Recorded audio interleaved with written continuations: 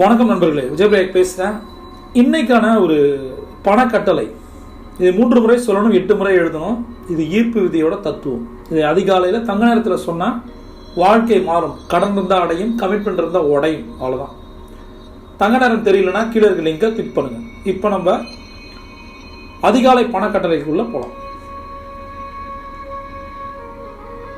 நான் ஒரு சிறந்த பண மேலாளர். நான் ஒரு சிறந்த பண மேலாளர். நான் ஒரு சிறந்த பண மேலாளர்.